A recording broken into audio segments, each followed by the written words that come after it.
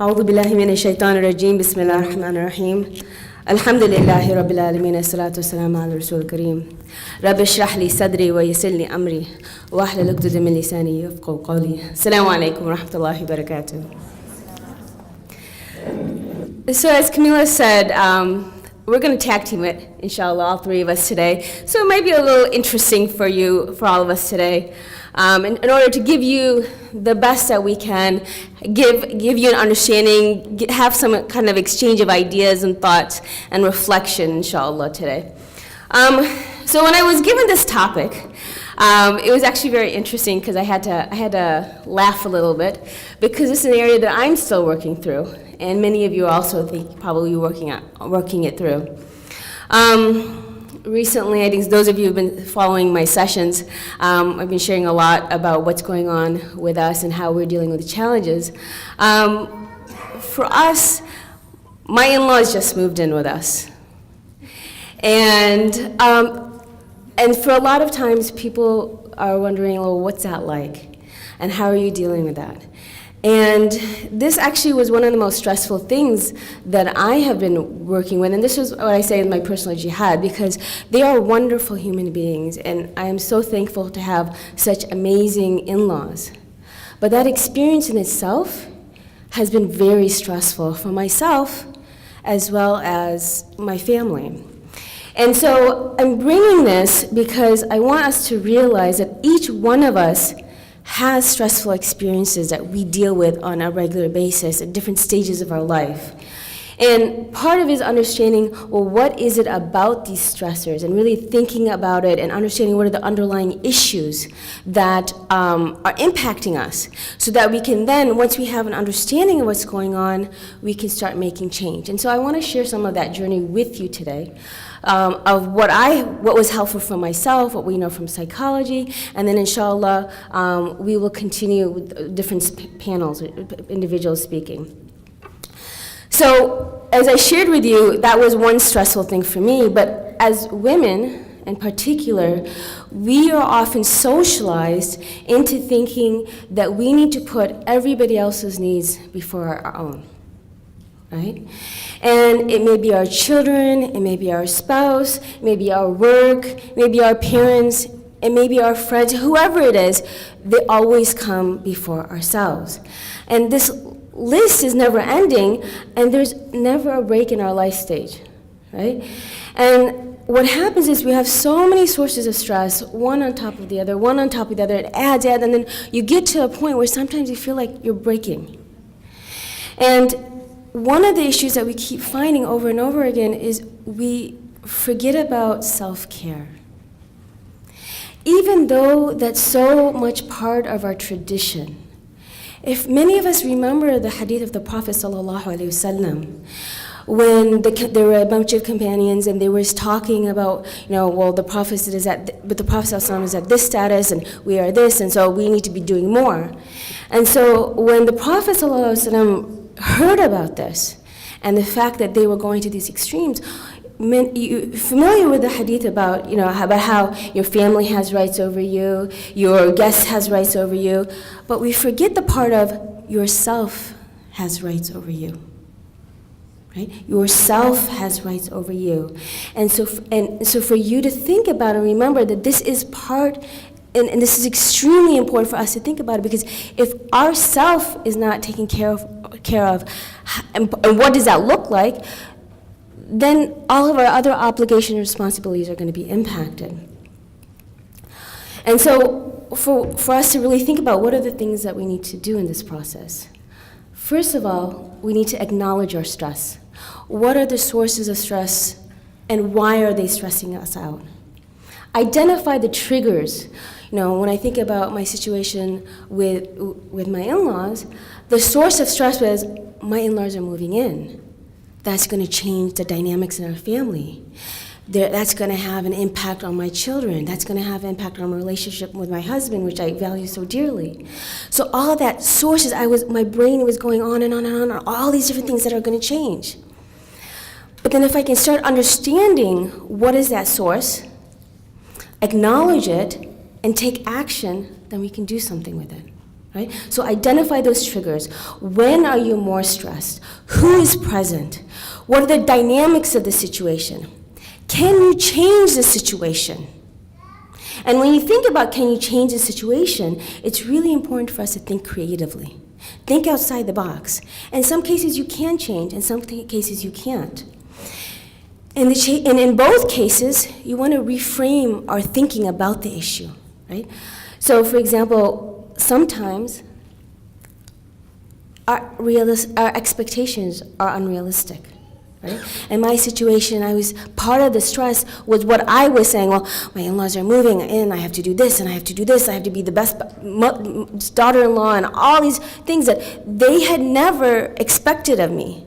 But I knew that would make them happy, and so I wanted to do it for them. I mean, they gave me their son, who, mashallah, I'm so blessed to be married to. I want to do more for them.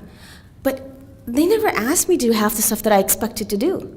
So really being realistic and being real, what is your reality? What is your limitation? What can you do? What can you not do? And adjust your standards. Second, many times we engage in negative self-talk.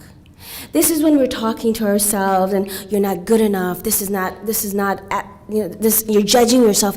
A lot of it is coming from our negative self-talk that we say to ourselves before anybody else. Right? And so we need to change that negative thinking and start adjusting to what's more realistic. Allah subhanahu wa ta'ala, He's al-Khaliq, right? He shaped us, He created us.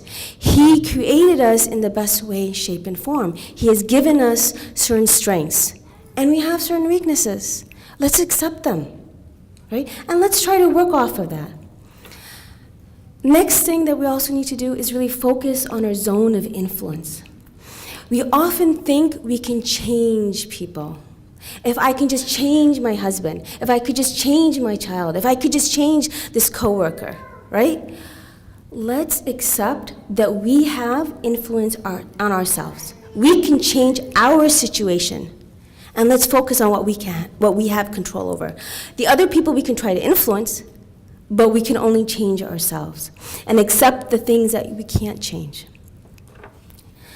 That's in terms of our kind of mental approach and thinking about things. Other things that we can do physically is we need to commit to regular exercise. You know, daily exercise really helps to reduce the stress. One of the things that's been very helpful for me is at our masjid we have floor hockey every week for the women. Right? We close off the windows and we play floor hockey, and it's pretty vicious, actually.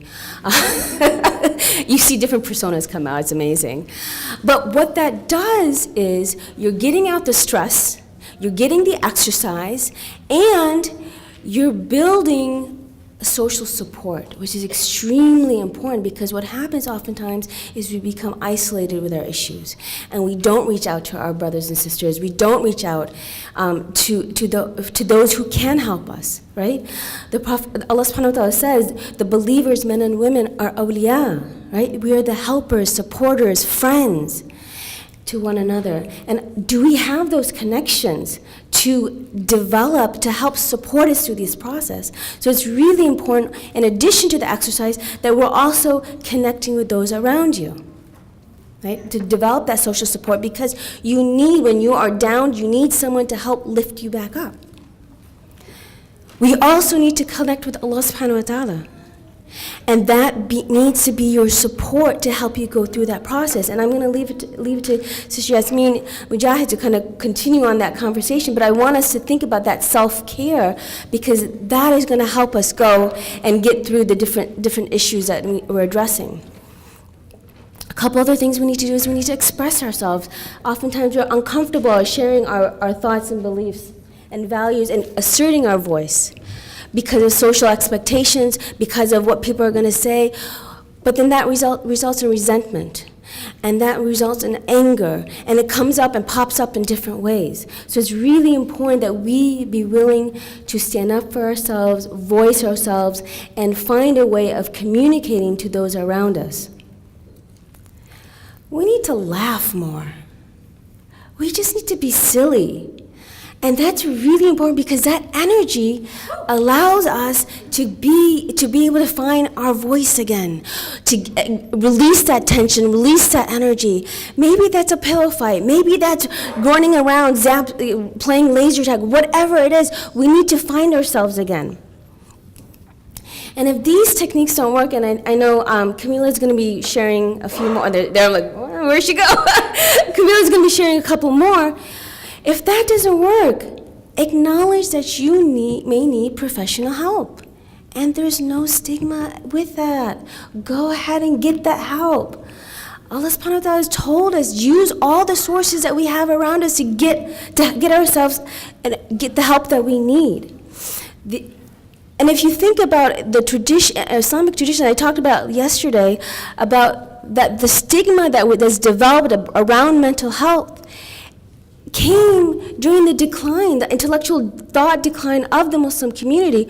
Initially, when we started off, the 6th century to the 13th century, we have all the scholarly work on psychology, on mental health. We had so many different interventions.